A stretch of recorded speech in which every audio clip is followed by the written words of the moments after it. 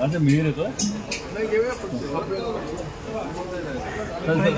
विश्वेश्वर देवाचा कोण टाकलंय रोल। आज रत्नागिरी नगरपालिकेपासून महाराष्ट्रातल्या सर्व नगर परिषदी नगरपंचायतीच्या उमेदवारी अर्ज भरण्याचा शुभारंभ झालेला आहे।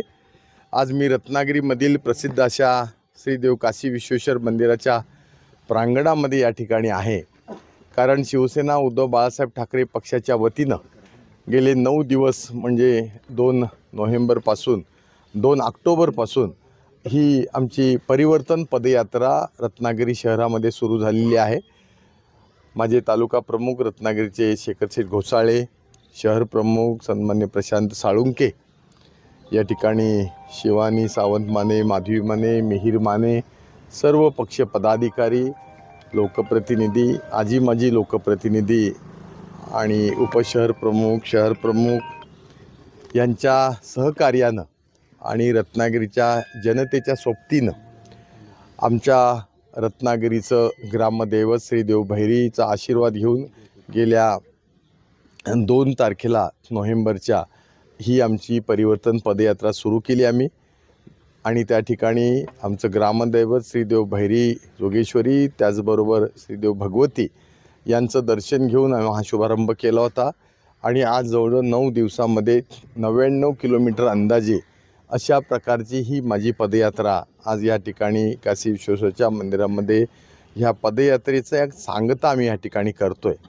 ह्या 9 दिवसामध्ये मला खूप अनुभव आले, विशेष करून 99 किलोमीटरच्या ह्या माझ्या पायी प्रवासामध्ये रत्नागिरीतल्या नागरी सगळ्या सुविधांची दुर्दैवानं पाहण्याची वेळ माझ्यावरती आली। त्याच्यामध्ये प्रामुख्यानं रस्ते असतील, ड्रेनेज सिस्टीम असतील, क्रीडांगणं असतील, उद्यानं असतील, ह्या सगळ्यांची अत्यंत दयनीय परिस्थिती ह्या निमित्तानं पाहिली।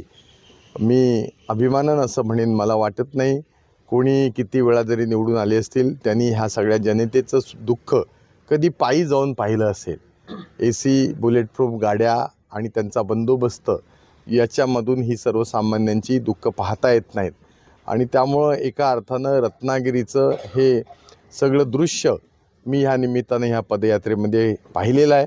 आणि याच्यामध्ये आम्हाला बदल करायचा आहे। माननीय शिवसेना प्रमुख हिंदुत्व सम्राट बाळासाहेब ठाकरे साहेबांचा आशीर्वाद घेऊन आणि आमचे पक्षप्रमुख माजी मुख्यमंत्री उद्धवजी ठाकरे साहेब, त्याचबरोबर युवा नेते आदित्य ठाकरे साहेब, त्या व्यतिरिक्त आमचे सगळे नेते पदाधिकारी विनायकराव साहेब, भास्करराव जाधव साहेब, आमचे जिल्हा प्रमुख, जिल्हा संपर्क प्रमुख, शहर प्रमुख, तालुका प्रमुख, गटप्रमुख ते शाखा प्रमुखापर्यंत सगळ्यांनी एक चांगल्या प्रकारचं परिवर्तन होण्याच्या दृष्टीनं संकल्प या ठिकाणी केलेला आहे।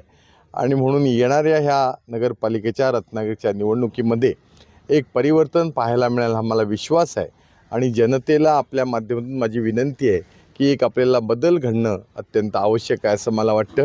काही वक्तव्य काही लोकांची लोकप्रतिनिधी मी पाहिली की मी 4 वेळेला ह्याला पराभूत केला आहे, 4 वेळेला त्याला पराभूत केला आहे, हा अहंकारणी माज आहे। आणि म्हणून काही दिवसापूर्वी आम्ही प्रश्न केला होता की 2014ला ह्या देशाचे पंतप्रधान नरेंद्र मोदीजी माझ्या प्रचाराला आले होते, ह्या राज्याचे मुख्यमंत्री तत्कालीन आत्ताचे मुख्यमंत्री देवेंद्र फडणवीस साहेबसुद्धा प्रचाराला आले होते, तर त्यांचा तुम्ही पराभव केलात का सांगा। आणि मला सांगायला नम्रपणानं या ठिकाणी अभिमान वाटतो, मला पक्षानं ऑन मेरिट त्या वेळेला उमेदवारी दिलेली आहे। मी पळून जाऊन पक्ष बदलून कुठल्या उमेदवारी अशा घेतल्या नव्हत्या। 2024ची सुद्धा उमेदवारी ही काय मी पळून जाऊन कुठे केलेली नव्हती, तर स्वाभिमानानं रत्नागिरीकरांना एक सिंघम पाहिजे होता म्हणून मला शिवसेना प्रमुख उद्धवजी ठाकरे साहेबांनी मला उमेदवारी दिली होती। दुर्दैवानं मला पराभव आला। आपल्या सगळ्यांना माहिती आहे मला जवळजवळ 72,000 ऑर्गॅनिक मतं ह्या रत्नागिरी विधानसभा मतदारसंघात मिळाली।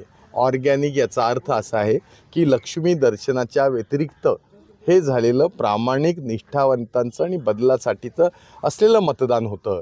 आणि गेल्या 20 वर्षामध्ये जरी मी पराभूत झालो असलो तरी माझ्या मतामध्ये जवळजवळ 25,000 मतांची वाढ झाली। हे महाराष्ट्रामध्ये कदाचित एखाद दुसऱ्या मतदारसंघामध्ये झालं असेल।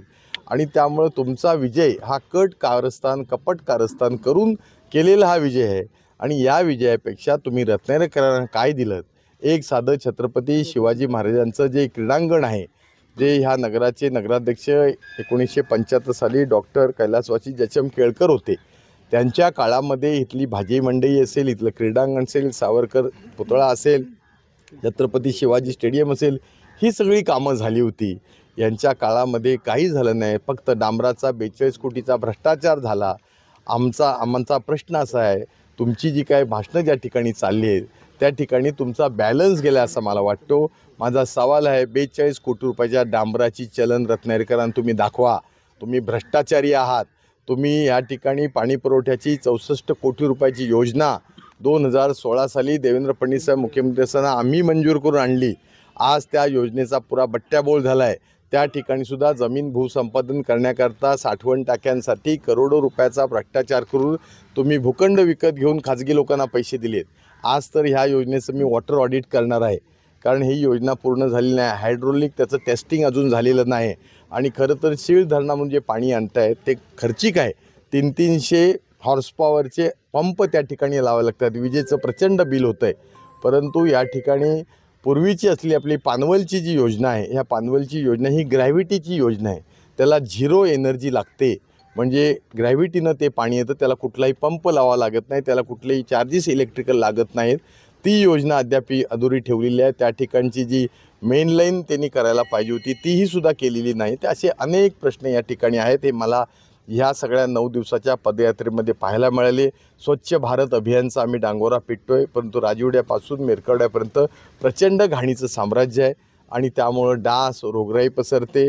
रोगराई, मलेरिया, फ्ल्यू, डेंग्यू असे राहत आहेत आणि त्यांनासुद्धा उपचार होत नाहीत. असं परिस्थिती विदारक दृश्य मला ह्या 9 दिवसामध्ये 99 किलोमीटरच्या पदयात्रेमध्ये पाहायला मिळालं आहे. माझी रत्नागिरीच्या जनतेला नम्रतापूर्वक विनंती आहे की आम्ही शिवसेना उद्धव बाळासाहेब ठाकरे पक्ष महाविकास आघाडीच्या माध्यमातून हे रणशिंग फुंकलेलं आहे. आणि त्यामुळं ह्या सगळ्यामध्ये आम्हाला सगळ्यांनी तुम्ही आशीर्वाद द्या, अशी या निमित्तानं सांगतेच्या निमित्तानं माझी विनंती आहे.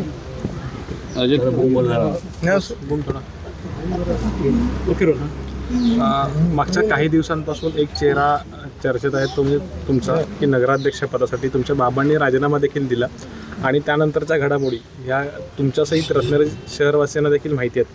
पण 2 दिवसापूर्वी जो प्रचारसभेचा नारळ फुटला शिवसेनेकडून, त्याच्यामध्ये आपले उदय सामंत साहेबांचं म्हणणं असं आहे की शिवानी ही आपल्या मुलीप्रमाणे आहे. वैयक्तिक टीका टिप्पणी जी म्हणजे लेखी सुनांवरती ते तुम्ही टाळली पाहिजे. आणि त्यांनी तुमच्या बाबांचा मित्र किंवा ह्या ज्या सगळ्या गोष्टी आहेत त्याचा तसा उल्लेख केलेला आहे. त्यावरती प्रतिक्रिया काय असणार आहे?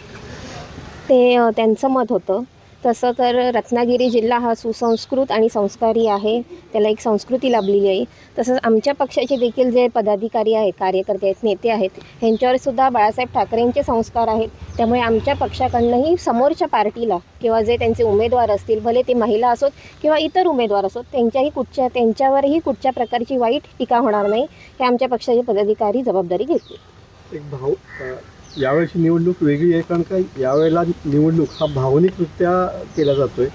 कसं बघता याच्याकडे? कारण का त्यांनी पण सांगितलं की तुमचे वडील हे आपल्या पक्षामध्ये आहेत, एकत्र युती आहे, अशा वेळेला त्यांच्यावरती टीका करणं टाळा, अन्यथा मी त्याचा प्रचार करणार नाही, असं थेट संकेत त्यांनी दिलेले आहे. काय सांगा? तो त्यांनी त्यांच्या कार्यकर्त्यांना संकेत दिलेले आहेत. त्यामुळे ते त्यांचं मत झालं. मी आमच्या पक्षाचं मत मांडलेलं आहे. आमच्यावर बाळासाहेब ठाकरेंचे संस्कार आहेत. त्यामुळे आमच्या पक्षांच्या पदाधिकाऱ्यांकडनं एकही वाईट शब्द महिला असू दे किंवा इतर उमेदवार असू दे त्यांच्यावरही जाणार नाही.